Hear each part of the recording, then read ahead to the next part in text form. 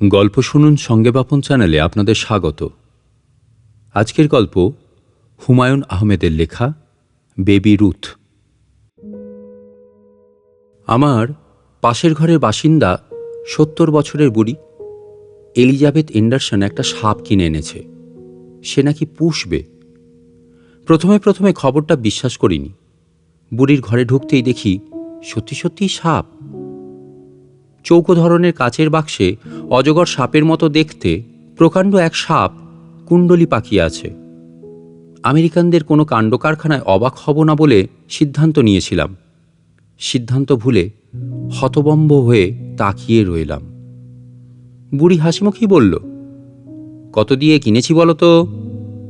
আমি শীতল গলায় বললাম, এই সাপ তুমি কিনে এনেছ? হ্যাঁ, বিনা পয়সায় আমাকে কে দেবে? আমার হাত পা ঠান্ডা হয়ে এলো। পাশের ঘরে অজগর সাপ বাস করবে ভাবতেই বুক শুকিয়ে আসছে। এ কি যন্ত্রণায় পড়লাম। আহমেদ, তুমি কি ভয় পাচ্ছ? ভয় না পাওয়ার কোনো কারণ আছে কি? অবশ্যই আছে। নির্বিষ সাপ। তুমি ওর গায়ে হাত দাও, দেখবে কিছুই করবে না। ওর স্বভাব চরিত্র শান্ত ধরনের। দাও, গায়ে হাত দাও। আমি শুকনো গলায় বললাম, তুমি কিছু মনে করো না, সাপের গায়ে হাত দিতে আমার ইচ্ছে করছে না। বুড়ি উজ্জ্বল চোখে বলল, কত সস্তায় কিনলাম তোমাকে বলি, মাত্র $20। অবশ্যই এই $20 কাচের বাক্সটা পড়ছে না, বাক্স ফেরত দিতে হবে। বাক্স ফেরত দিলে সাপ রাখবে কোথায়? পোষা সাপ তো, ঘুরে ফিরে বেড়াবে। বলো কি? আমার গায়ের সব লোম খাড়া হয়ে গেল। কি সর্বনাশের কথা! আমি শুকনো গলায় বললাম, বাড়িওয়ালি কি তোমাকে সাপ পুষতে দেবে? অবশ্যই দেবে। তার সঙ্গে রুমিং হাউস ভাড়া নেবার সময় যে কন্ট্রাক্ট হয়েছিল তাতে কোথাও লেখা নেই সাপ পোষা যাবে না। তাই বুঝি? হ্যাঁ, তাই। তোমরা তো কন্ট্রাক্টে কি লেখা থাকে না পড়েই সই দিয়ে দাও। ভালো মতো পড়ে তারপর সই দিতে হয়। ধরো, এখন তুমি যদি সাপের ভয়ে বাড়ি ছেড়ে দিতে চাও, তোমাকে 6 মাসের ভাড়া পেনাল্টি হিসেবে দিতে হবে। এই কথা লেখা আছে? অবশ্যই লেখা আছে। 6 পয়েন্টের টাইপে লেখা, চোখে না পড়ার মতো। মাথায় হাত দিয়ে বসে পড়া ছাড়া আমার গতি রইল না। ক্যাম্পাসের কাছে এবং অসম্ভব সস্তা দেখে এই রুমিং হাউসে থাকছি। একতলায় বাড়িওয়ালি, দোতলার 5টি রুমে আমরা 5 জন, শুধু শোবার ব্যবস্থা। রান্নার ব্যবস্থা নেই। খাওয়া দাওয়া সেরে রাতে এসে ঘুমিয়ে থাকা। এর নাম রুমিং হাউস। আমি থাকি বাথরুমের মুখোমুখি ঘরে। আমার পাশের ঘরে থাকে ভারতীয় ছাত্র অনন্ত নাগ। একটা করিডোরের মতো আছে। করিডোরের ওপাশে ফিলিপিনো ছাত্রী তোহা, অসম্ভব রূপবতী। তার দিকে তাকালে আপনা থেকেই দীর্ঘ নিঃশ্বাস উঠে আসে। তোহার পাশের কামরায় থাকে কোরিয়ান ছাত্র হান। ইয়েস এবং নো ছাড়া অন্য কোনো ইংরেজি শব্দ সে গত 6 মাসে শিখতে পারেনি, এরকম ধারণা প্রচলিত আছে। হানের মুখোমুখি ঘরটায় এলিজাবেথের বাস। এতদিন এলিজাবেথ একাই থাকত। এখন এলিজাবেথের সঙ্গে থাকবে প্রকাণ্ড এক সাপ, যার নাম মেক্সিকান পাইথন। বিপজ্জনক জীবজন্তু পোষার ব্যাপারে আমেরিকানদের নামডাক আছে। এদেশে বেশ কিছু মানুষ আছে যারা কাচের বোতলে ব্ল্যাক উইডো মাকড়সা পোষে। এই মাকড়সাগুলো ভয়ঙ্কর বিষাক্ত। মানুষকে কামড়ানো মানেই মৃত্যু। যারা এদের পোষে তাদের ক্লাবের মতো আছে, ব্ল্যাক উইডো ক্লাব। সেই ক্লাব থেকে নিয়মিত পত্রিকা বের হয়। অনেকের আছে বিষাক্ত সাপ পোষার হবি। কুমির পোষা তো স্বাভাবিক ব্যাপার। কবে যেন পত্রিকায় পড়লাম, পোষা কুমির কামড়ে ঠ্যাং খেয়ে ফেলেছে।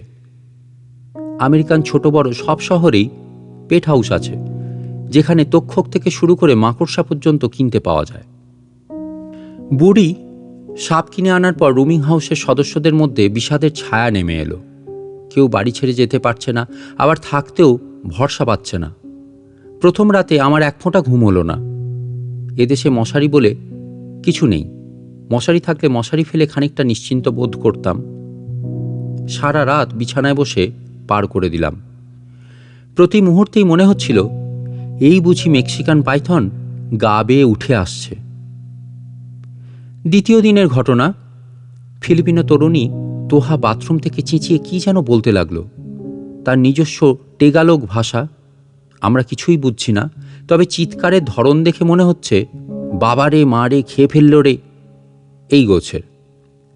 দরজা ভেঙে ভেতরে ঢোকা হবে কিনা যখন ভাবা হচ্ছে, তখন তোহা নিজেই দরজা খুলে ঝড়ের বেগে বের হয়ে এলো। গায়ে কাপড়ের বংশও নেই। তোহা হড়বড় করে বলল, আমি শাওয়ার নেওয়ার জন্য বাথটবে নেমেই দেখি পানিতে গা ডুবিয়ে মেক্সিকান পাইথন শুয়ে আছে। অনন্তনাগ দাঁত বের করে বলল, দয়া করে ঘটনাটা আরেকবার বলো। কাপড় পরার জন্যে ব্যস্ত হবার দরকার নেই, বিনা কাপড়েই তোমাকে ভালো দেখাচ্ছে। আমার কথা বিশ্বাস না হলে অন্যদের জিজ্ঞেস করো। তোহা একটা ঘোরের মধ্যে ছিল। সম্বিত ফিরে পেয়ে ছুট্টে নিজের ঘরে ঢুকে দরজা বন্ধ করে দিল। অনন্তনাগ বলল, ঘরে একটা সাপ থাকা নেহায়েত মন্দ না। কি বলো তোমরা? সাপ না থাকলে এ জিনিস দেখতে পেতে? আমাদের দিন এবং রাত কাটতে লাগলো দুঃস্বপ্নের মধ্যে। সাপটাকে অদ্ভুত অদ্ভুত জায়গায় পাওয়া যেতে লাগলো। হান একদিন ওভারকোট গায়ে দিয়ে আয়নার সামনে দাঁড়িয়ে চুল আঁচড়াচ্ছে। হঠাৎ তার মনে হলো গা বেয়ে হড়হড় করে কি যেন নেমে যাচ্ছে। অনন্তনাগ এক রাত জেগে উঠে দেখে সে কোলবালিশ জড়িয়ে শুয়ে আছে। তার হঠাৎ মনে হলো আমেরিকায় তো কোলবালিশ থাকার কথা না। তারপরই তার বিকট চিৎকার শোনা যেতে লাগলো। আমরা অতিষ্ঠ হয়ে উঠলাম। একমাত্র এলিজাবেথেরই কোনো বিকার নেই। সাপ যতই যন্ত্রণা করে সে ততই মধুর ভঙ্গিতে বলে, মাই নটি গার্ল, মাই নটি গার্ল। নটি গার্ল বলার কারণ সাপটি স্ত্রী জাতীয়। বুড়ি তার নটি গার্ল নিয়ে নানান ধরনের আহ্লাদ করতে লাগলো। সেই আহ্লাদের একটা নমুনা হচ্ছে ইন্স্যুরেন্স। সাপের জন্যেও যে ইন্স্যুরেন্স কিনতে পাওয়া যায় তা আমাদের জানা ছিল না।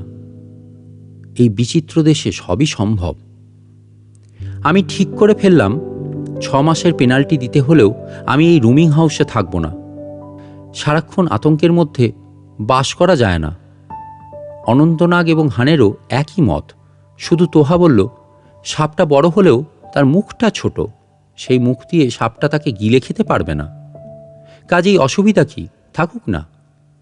অবিশ্বাস্য হলেও সত্যি যে মাসখানেক যেতেই আমাদেরও তোহার মতোই মনে হতে লাগলো সাপ এমন ভয়াবহ কিছু না, বরং প্রাণী হিসেবে বেশ মজার।